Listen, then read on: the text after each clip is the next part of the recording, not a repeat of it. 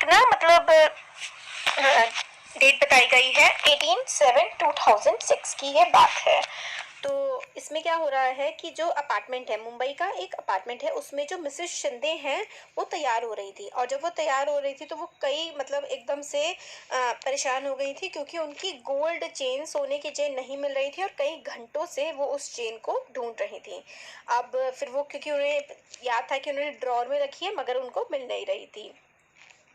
Shanti Hembram has been working in the house for past 3 years। ठीक है, तो इनके घर ये जो थी मिसेस शिंदे, तो देखिए क्या है, मिसेस शिंदे एक लेडी हैं जो कि मुंबई में रहती हैं। ठीक है, मिसेस शिंदे। और मिसेस शिंदे के घर में ना एक डोमेस्टिक हेल्प मतलब एक नौकरानी काम करती है जिसका नाम है शांति हेम्ब्रम। ठीक है, शांति उसका नाम है, जो इनके घर नौकर है और काम करती है। तो जो मिसेस शिंदे है, इनकी गोल्ड चेन नहीं मिल रही है। मिसेस शिंदे को फिर पूरा विश्वास हो गया कि जो शांति है उनकी डोमेस्टिक हेल्प मतलब उनके घर जो नौकरानी का काम करती है उसी ने ही ये सोने की चेन चुराई है। तो अब इनको किसी पार्टी वगैरह में जाना था, वेडिंग में जाना था, शादी में, तो इनके पति ने कहा जल्दी से तैयार हो जाओ, हम लोगों को शादी में जाना है।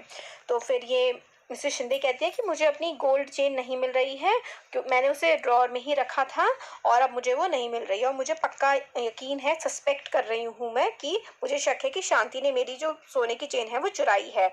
वो मेरे रूम की सफाई कर रही थी। वो हमेशा जब भी मेरे रूम की सफाई करती है तो मेरे रूम की सफाई करने में वो बहुत ही ज़्यादा टाइम लगाती है। तो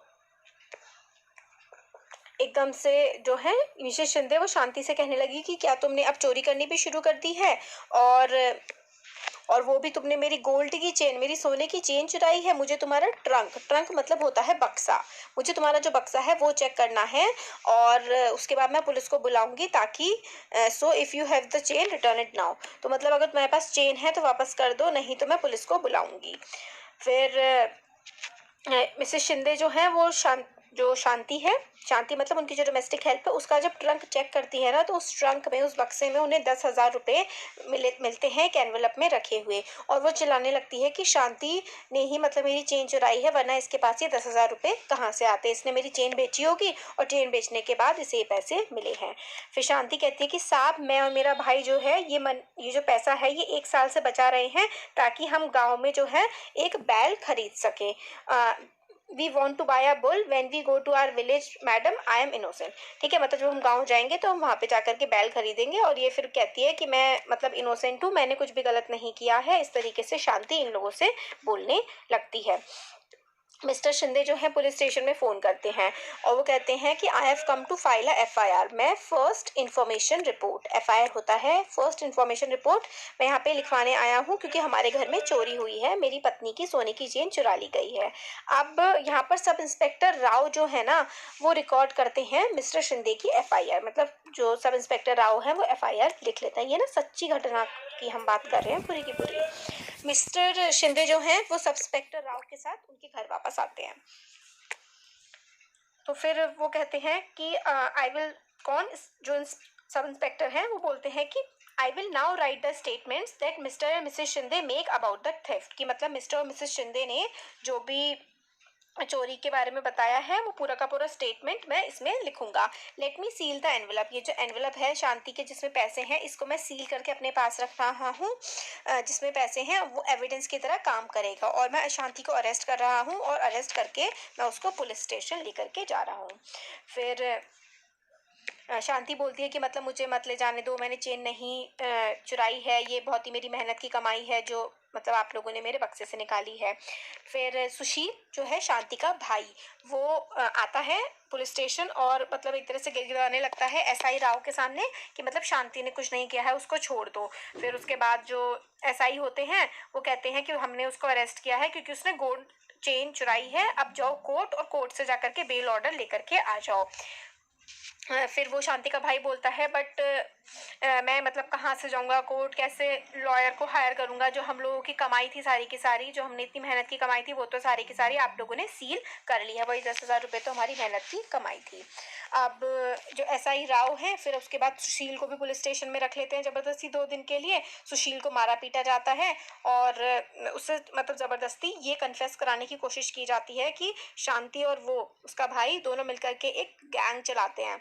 मतलब कई बार आप लोगों ने न्यूज़ में भी देखा होगा कि पूरा का पूरा एक गैंग होता है जो पूरे इलाकों में चोरियां कर रहा होता है, तो ये इनसे ज़बरदस्ती कबूल करवाने की कोशिश करने लगे पुलिस वाले कि मतलब शांति और सुशील ये दोनों जो है भाई बहन ये गैंग चलाते हैं और ये जो ज्वेलरी सोने चांदी की चीज़ें जो है घरों से चुराते हैं, और काफ़ी इसकी मार पिटाई वगैरह करी गई, मगर इसने जो है बार बार शांति का भाई सुशील यही कहता रहा कि मैं इनोसेंट हूँ, मैंने कुछ नहीं किया है, मैं तो सिर्फ फैक्ट्री में काम करता हूँ, प्लीज़ मुझे यहाँ से जाने दो। अब डेट आ जाती है 23/8/2006। कोर्ट ने जो है बेल तो ग्रांट कर दी थी शांति को 1 महीने बाद, मतलब 1 महीने बाद कोर्ट ने बेल दे दी थी, मगर शांति के पास मतलब बेल देने के बाद भी ना कुछ पैसा डिपॉजिट करना होता है, 20,000 रुपये इनको डिपॉजिट करने थे, बट इनके पास तो कोई पैसा था ही नहीं कि 20,000 रुपये कहाँ से डिपॉजिट करते जेल में, है ना। तो शांति काफ़ी ज़्यादा इसकी वजह से परेशान थी, और अब उसे क्योंकि वो बेल तो उसकी हो गई थी मगर उसको जेल में ही रहना पड़ा, क्यों, क्योंकि उनके पास बेल में के भरने के लिए पैसे थे ही नहीं। अब वो सोचने लगी कि मेरा क्या होगा, मैंने तो कुछ भी गलत नहीं किया हुआ है, फिर भी मैं ज़बरदस्ती मतलब यहाँ पे जेल में पड़ी हुई हूँ, बिहाइंड द बार्स मतलब सलाखों के पीछे हूँ। और मैडम ने मतलब वही सोच रही थी कि मैडम ने मेरे पे इल्ज़ाम लगाया, बट मैंने तो ऐसा कुछ भी किया ही नहीं है। And the money that we have saving I will ever get it back. क्या जो मतलब 10,000 रुपये इन लोगों ने इतनी मुश्किल से 1 साल से ये लोग सेव कर रहे थे, इनकी मेहनत की कमाई थी वो, तो इनके पास वो कहाँ से आएगी। अब आगे की डेट बढ़ती है 14/9/2006, 14/9/2006 की बात है। The police files a chargesheet in magistrate court. अब जो है पुलिस जो है चार्जशीट फाइल करती है, पहले जो FIR लिखी थी फिर उसके सबके बयान वगैरह लेके पुलिस ने एक चार्जशीट बना दी और मजिस्ट्रेट जो कोर्ट होता है उसमें वो पूरी भेज दी गई। Court gives a copy of the chargesheet including statement of witness to Shanti. तो कोर्ट ने एक चार्जशीट जो पुलिस ने बनाई थी वो शांति को उसकी एक कॉपी दे दी, और पूरा का पूरा विटनेस वगैरह जो भी है मतलब स्टेटमेंट वगैरह थे सब कुछ की कॉपी एक शांति को दे दी गई। शांति ने कोर्ट को कहा कि उसके पास कोई लॉयर नहीं है और मतलब उसके खिलाफ जो ये केस है ये झूठा है, उसने कोई भी चोरी नहीं की है। मजिस्ट्रेट ने एक एडवोकेट अपॉइंट करा कमला रॉय को, शांति की डिफेंस लॉयर, ठीक है, एट द गवर्नमेंट एक्सपेंस, क्योंकि हमारे देश में कानून है कि कोई गरीब है और अगर वो लॉयर अफोर्ड नहीं कर सकता है ना तो सरकार उसको लॉयर देती है, तो सरकार ने ही शांति को लॉयर प्रोवाइड किया। तो यही हमें इसमें बताया गया है आर्टिकल 22। तो हमारे संविधान का ना आर्टिकल 22 है। आर्टिकल 22 ऑफ द कॉन्स्टिट्यूशन ये कहता है कि every person has a fundamental right to be defended by a lawyer. हर किसी के पास एक संवैधानिक अधिकार है कि उसको लॉयर डिफेंड करेगा, ठीक है। आर्टिकल 39A कहता है कॉन्स्टिट्यूशन का, आर्टिकल 39A कहता है places duty upon the state to provide a lawyer to any citizen who is unable to engage one due to poverty or other disability। मतलब article 39A जो है constitution का वो ये कहता है कि अगर कोई इंसान बहुत ज़्यादा गरीब है और वो लॉयर हायर नहीं कर सकता है, मतलब वकील को पैसा वो नहीं दे सकता है, तो ये सरकार की ड्यूटी है कि वो उसको लॉयर प्रोवाइड करे, तो इसलिए शांता को भी लॉयर प्रोवाइड किया गया सरकार के द्वारा। अब एडवोकेट जो थी कमला रॉय, वो सॉरी मैं शांता बोल रही हूँ, शांति के पास आई, तो फिर शांति जो है वो एडवोकेट कमला रॉय को पेपर दे देती है कि मेरे केस के पेपर हैं और मेरे को फॉल्सली मतलब झूठे तौर पर मेरे पे केस लगाया गया है गोल्ड की चेन चुराने का, बट ऐसा मैंने कुछ भी नहीं किया है। और फिर वो उसका भाई शांति का भाई ये बताता है कि दे फाउंड मतलब 10,000 रुपये शांति के ट्रंक में उन लोगों को मिले और उन लोगों को लगा कि चेन बेच के उसने रखे हैं अपने ट्रंक में, मगर वो तो हम लोग 1 साल से हम दोनों अपनी सेव कर रहे थे। अब 11/12/2006 the court frames a charge of theft of Mrs. Shinde's gold chain and possession of money 10,000 got from selling। तो यही बोलते हैं कि ये चार्जशीट जो उसी के बारे में है कि जो 10,000 रुपये मिले हैं और मतलब जो चेन चोरी हुई है और उसके एविडेंस में ये मान रही थी कि 10,000 रुपये मिले हैं, तो मतलब हाँ इसी ने चुराई है। तो जो वही है मिसेस शिंदे कहती हैं कि मैं मानती हूँ कि इससे मेरी चेन चुराई है, तो इस पे केस होगा। मतलब किया जाए। अब देखिए अगला साल आ गया 8/3/2007, public prosecutor appears in case on behalf of state. तो क्योंकि पब्लिक प्रोसिक्यूटर कौन होते हैं अभी हम आगे इसमें देखेंगे। पब्लिक प्रोसिक्यूटर वो होते हैं जो जैसे कि क्राइम किया है किसी ने, ये जो थेफ्ट होता है ना, जो चोरी होती है, चोरी मतलब क्राइम अगेंस्ट पूरी सोसाइटी होता है, मतलब चोरी करना तो पूरी पूरी सोसाइटी के खिलाफ क्राइम है, इसलिए इस केस में पब्लिक प्रोसिक्यूटर बुलाया गया। He present Mrs and Mr Shinde case as a key witness. तो मिस्टर और मिसेस शिंदे जो है वो की विटनेस हो जाएंगे इस केस में, क्योंकि भाई उनकी चेन चोरी हुई है, उन लोगों ने भाई उसका शांति का टंग जब चेक किया तो 10,000 रुपये मिल गए, तो पुष्टि हो गई कि भाई हाँ चुरा करके बेच दिए और ये उसके पैसे हैं। तो यही बताया गया। So tell me Mrs Shinde, how did the gold chain go missing. तो इन्होंने जो पब्लिक प्रोसिक्यूटर थे जो कि वो मिसेस शिंदे से पूछने लगे कि आप ये बताइए कि जो ये चेन है ये किस तरीके से गायब हुई थी। तो ये मिसेस शिंदे बताने लगी कि मैंने जो चेन है वो ड्रॉर में रखी थी, और जब मैं कोई आउटसाइडर, कोई बाहर का इंसान तो घर में आता नहीं है, और फिर मेरी चेन गायब थी, तो मैंने शांति का जब ट्रंक चेक किया, ट्रंक मतलब बक्सा, तो उसमें 10,000 रुपये का एनवलप मिला, और ये उसको पक्का उसने 10,000 रुपये और कहाँ से आएंगे, उसके पास उसने जो मेरी गोल्ड चेन है उसको बेचा होगा, तभी वहाँ से आए होंगे। फिर जो दूसरी एडवोकेट है जो शांति के लिए केस लड़ रही हैं, वो मिसेस शिंदे से कहती हैं कि तो बेसिकली आप ये कह रही हैं कि आपने शांति को चोरी करते हुए नहीं देखा है, ना ही आपने शांति के पास से चेन निकाली है। ऑल्सो 3 साल से शांति आपके वहाँ काम कर रही है और कभी भी उसने ऐसी कोई चोरी नहीं करी, ना ही आपके घर से कोई चोरी हुई है, और आप रेगुलरली हर महीने आप उसको 1,000 रुपये महीने के पे भी कर रही हैं। मतलब 3 साल से आपके घर में शांति काम कर रही है, आपके घर में 3 साल से कोई चोरी नहीं हुई है, और 1 महीने आप हर महीने जो है 1,000 शांति को देती हैं। तो ये कहती है कि हाँ ऐसा ही है। फिर 20/4/2007 को क्या होता है, advocate Roy examine Sushil and his employer as defence witness. तो डिफेंस विटनेस के तौर पर सुशील को, ठीक है, और उसका जो एम्प्लॉयर जिसने सुशील को नौकरी पे रखा हुआ है उसको बुलाया जाता है। Through their testimonies she is able to show that 10,000 found in Shanti's trunk could well be earnings of Sushil and Shanti. तो फिर वो ये प्रूव कर देती है कि जो 10,000 रुपये शांति के ट्रंक से मिले हैं वो शांति और सुशील के कमाए हुए पैसे हैं, मेहनत की कमाई है। तो ये प्रूफ कर देती है वो जो लॉयर है। तो जैसे ट्रायल जो है कंप्लीशन पे पूरा कंप्लीट होने वाला होता है 14/5/2007 तक, Sushil learns that inspector Sharma has busted a gang. Sushil को पता लगता है कि जो इंस्पेक्टर शर्मा है उन्होंने एक गैंग को का पूरा पता लगा लिया है जो कि ज्वेलरी चुराता है, और मिस्टर जो शिंदे हैं, जो शिंदे थे मिस्टर और मिसेस शिंदे, इनके पड़ोस में जो गैंग ज्वेलरी चुराता था उसके बारे में पूरा पुलिस को पता लग गया है। Some of Mrs Shinde sons friend, Mrs Shinde के जो बेटा है उसके काफ़ी सारे दोस्त भी इस गैंग के पार्ट थे। Mrs Shinde's chain has been found on them.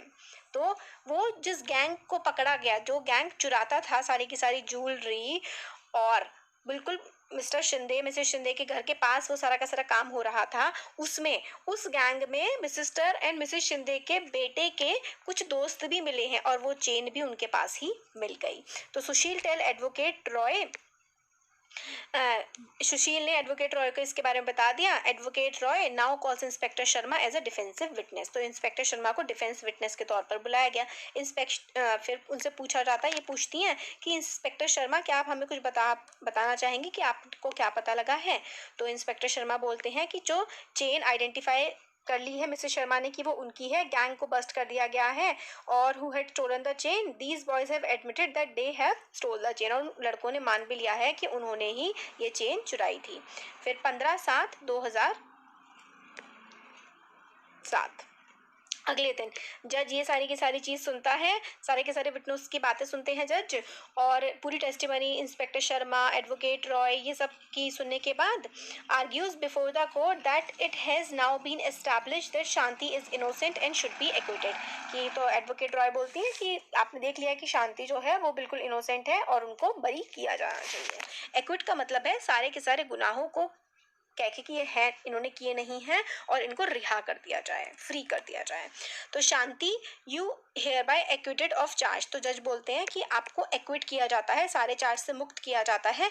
Police आपके 10,000 रुपये आपको दे देगी जो कि आपने स्टील नहीं किए हैं, मतलब जो पुलिस वालों ने सील करके रखे हैं वो आपके पैसे आपको मिल जाएंगे।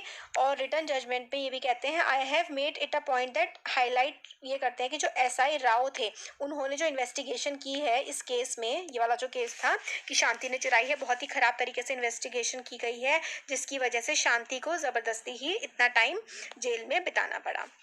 तो ये सारा का सारा जो इंसिडेंट था पूरा का पूरा, इससे हम लोगों को समझ में आता है कि क्या होता है players in the criminal justice system. ये क्रिमिनल जस्टिस सिस्टम में कौन कौन हमारे, ये वाली चीज़ ना बहुत इंपॉर्टेंट है कि क्रिमिनल जस्टिस सिस्टम जो होता है उसमें कौन कौन इंपॉर्टेंट रोल प्ले करते हैं। तो उसमें एक पुलिस होती है, एक पब्लिक प्रोसिक्यूटर होता है, एक डिफेंस लॉयर होता है और एक जज होते हैं। तो पुलिस होती है, ठीक है, जो इन्वेस्टिगेशन करती है। पब्लिक प्रोसिक्यूटर सरकार की तरफ से केस लड़ते हैं। डिफेंस लॉयर मतलब देखिए क्या होता है ना, एक पर्सन ए है, एक पर्सन बी है। ए पर्सन ने बी के खिलाफ केस किया है, तो अब बी को खुद को डिफेंड करना है कि भाई मैंने ऐसा कोई भी काम नहीं किया है। तो ये जो लॉयर अपॉइंट करता है ना, इसको डिफेंस लॉयर कहते हैं, ठीक है। तो क्योंकि ए ने बी के खिलाफ केस किया है, ए को अपने आप को डिफेंड करना है कोर्ट में, तो ये जो लॉयर होता है ना, इसको डिफेंस लॉयर कहते हैं। और पब्लिक प्रोसिक्यूटर जो सरकार मतलब जैसे कि इस केस में पब्लिक प्रोसिक्यूटर था, क्यों? क्योंकि इसमें क्राइम जो है ना वो पूरी की पूरी सोसाइटी के खिलाफ माना जाता है, चोरी का क्राइम किसी एक पर्सन के खिलाफ नहीं माना जाता, इसलिए इसमें पब्लिक प्रोसिक्यूटर लगा है, सरकारी वकील लगा है। और खैर इस वाले केस में ये जो हमने पढ़ा था, इसमें जो डिफेंस लॉयर है वो भी सरकारी है। क्यों? वैसे नहीं सरकारी होगा, अगर कोई रिच पर्सन होगा या कोई इतना ऐसा पर्सन होगा जो अफोर्ड कर सकता है लॉयर को, क्योंकि शांति मतलब अफोर्ड ही नहीं कर सकती है। तो इसलिए आर्टिकल 22 जो है हमारे कॉन्स्टिट्यूशन का, वो हमें हक देता है कि हर किसी को न्याय मिलना चाहिए।